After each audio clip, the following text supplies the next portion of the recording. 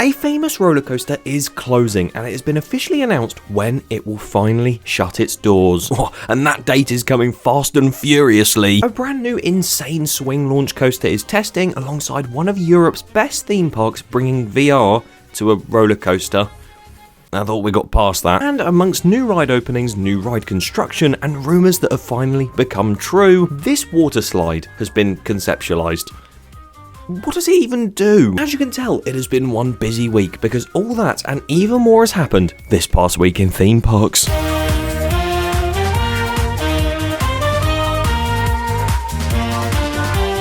Yes, welcome back to the greatest series ever created in the history of planet Earth. Definitely not this past week in theme parks, where we take a look at the previous week of news in theme parks. And as you could hear by the intro alone, there is a lot to go through. So if you do want to skip to specific stories, use the video progress bar chapters below. And use that subscribe button if you haven't already. These videos do take quite some time to create and research, so any support towards the channel would be greatly appreciated. And with that being said, is there a quick fire segment today? If you don't know, often in every episode I'll just fire through loads of news pieces really quickly, and that is the quick fire segment. Pretty self-explanatory. But when it comes to today's episode, I have no idea how in-depth half these stories are. So instead, we're just going to find out along the way. Let's begin. Two smaller scale theme parks in the US have decided to close their doors for the entirety of 2025 and potentially beyond. That being Thunder Island and Dixie Landing. And yeah, those will both be closed from already? Damn, what a really happy story to start on. Sticking in America, Dollywood have begun construction on their brand new for 2026 ride as we prepare to take flight on whatever the hell this is going to be. Whilst you ride the train, you do get to see into the construction site, and they've been giving a little bit of a hint towards that ride on the train, saying that the building is a hangar for the Hidden Hollow Aviation Company. Okay then. TMNT Shellraiser at Nickelodeon Universe, the world's steepest drop on a roller coaster, that has been delayed even more for maintenance. Spoke about it last week and it was getting extended to June, maybe it will open, now it's been delayed till September. I still don't think this is ever opening. Takabisha at Fuji-Q Highland remains supreme. Georgia Gold Rusher at Six Flags Over Georgia opened quite a few weeks back, but has gone under the radar a little bit because since then, it's barely been open. I'm getting a little bit of Top Thrill 2 from that, but unlike Top Thrill 2, this might actually be reopening this year because they have been testing it and circulating it round its different modes already, which is good to see. A photo has appeared from Six Flags St. Louis of this. Can't park there, mate. Six Flags New England have been busy testing their brand new ride, Quantum Accelerator, and I did actually mention this a few weeks ago, but my source back then was just trust me bro. But now we actually have some footage and it looks like a nippy little coaster. Look at it go. So speedy around those corners. So orange.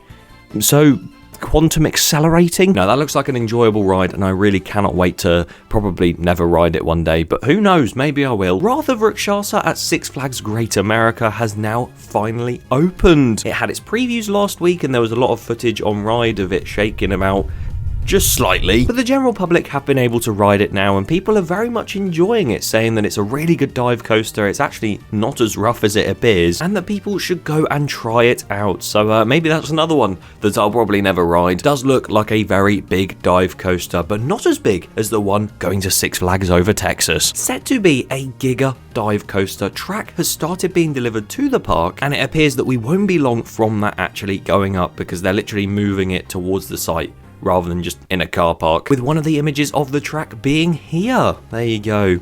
I think you're supposed to be in Texas, not in Spain. Plans have been leaked for Six Flags Mexico to get a brand new Vekoma Junior Boomerang roller coaster with that generic layout where it just goes round a couple helixes and then goes backwards and then does the same backwards. It's not quite Siren's Curse, which they were supposed to be getting originally before Cedar Point and Energylandia almost took it, but hey, maybe we'll end up seeing a Junior Boomerang at Cedar Point, and they've actually just taken this one again. I somehow managed to miss this last week. What am I doing with my life? I need to get good. A brand new sign for a new ride in 2026 at Kentucky Kingdom. Get ready to test your wings. I'm definitely feeling more of like a Farmyard Flyer style ride, you know, the one at Poulton's Park in the UK, the little plane ride. Or it could be a Gerstlauer Skyfly or something.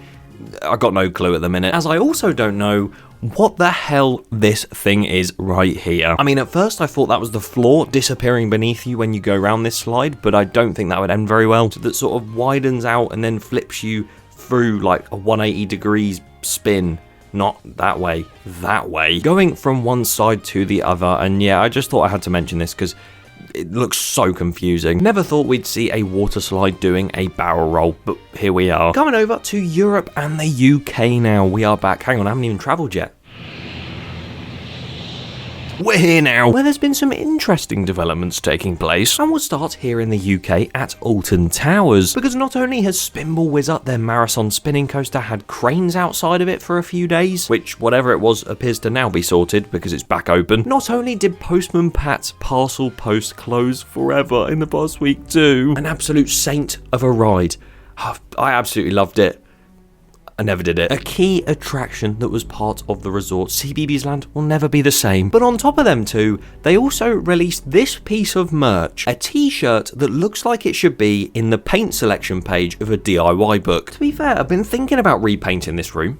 Maybe I'll just paint it Galactica blue or 13 Wraith white.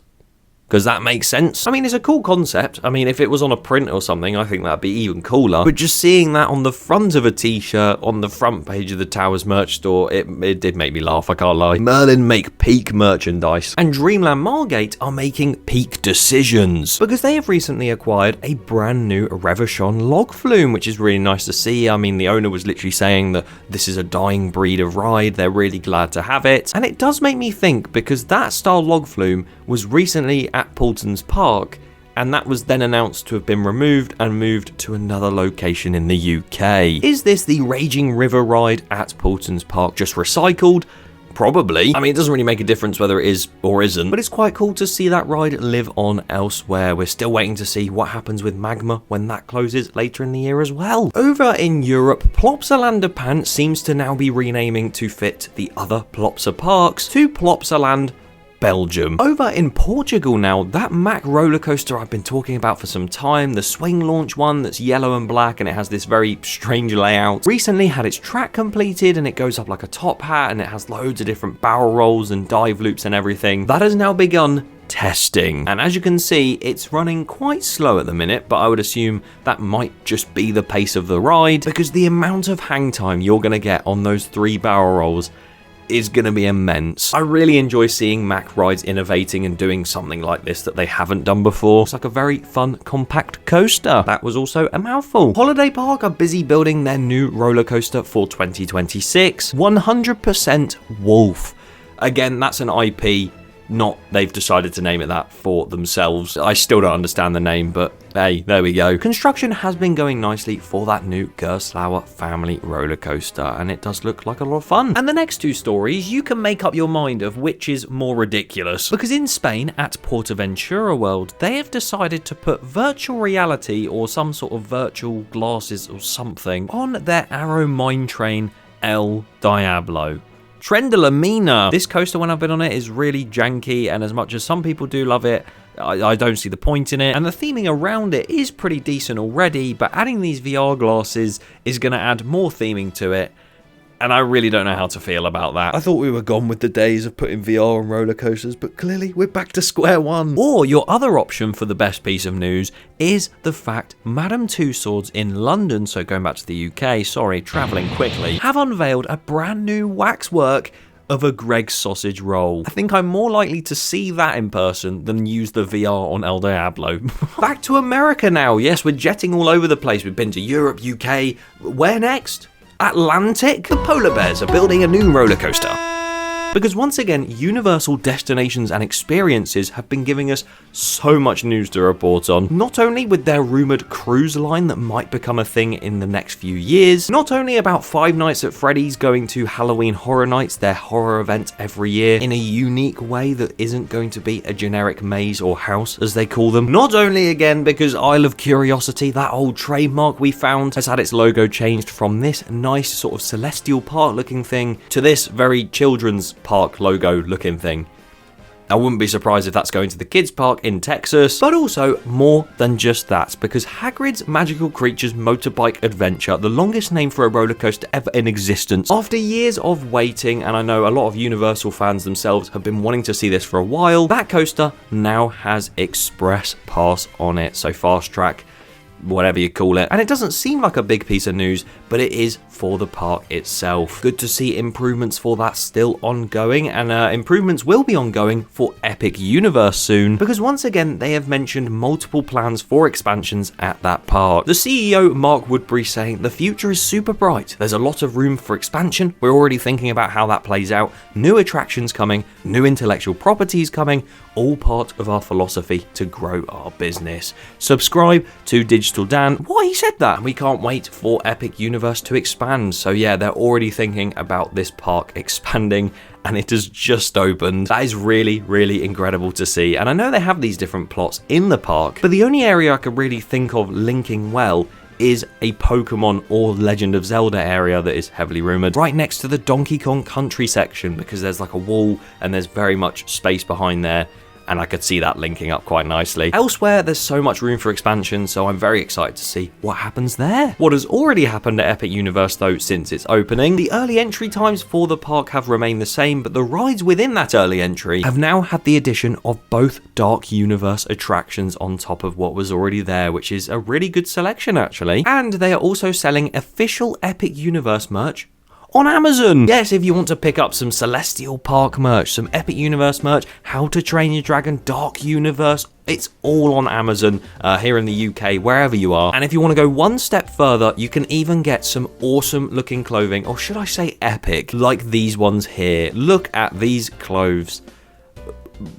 What? 10 quid if someone turns up to their wedding with that on. But the main thing at Universal that I want to talk about today is what is the biggest piece of news that has happened in the past week, and potentially maybe the past month. The official announcement of the closure of Hollywood Rip Ride Rockit at Universal Studios Orlando. Now that name in itself may just not even ring any bells. You might be like, the hell is that ride? Well, if I showed you these photos, it's a very, very famous roller coaster, very well known just for how it looks. A classic Mara X car model, and it's a mid-course brake run. The ride had a vertical lift hill, a near vertical drop, a non-inverting loop that was really, really cool. And we knew it was going to close in early September, but they've actually decided to close it on the 18th of August 2025. If you think about it, every month is early September. Technically right now, the start of June, it's early September. Obviously, I do understand that saying early September and then pushing it back to August is going to cause a little bit of a ruckus online, and of course it has already. But there might have been something unpredictable in there where they've had to close it sooner than they thought, or maybe upcoming maintenance costs that they would just rather not do, or even just they consider August as early September. What's crazy to me though is these sorts of coasters that you see closing nowadays usually are getting towards the end of their life. Maybe they've been around for maybe like 20-30 years. Rip Ride Rockit, when it closes, will only be about 15 years and 364 days old. Don't ask why they didn't wait till the 19th to close it, so they could say it's its 16th birthday. What a birthday present that is, by the way. Oh, happy birthday, Hollywood Rip Ride Rockit.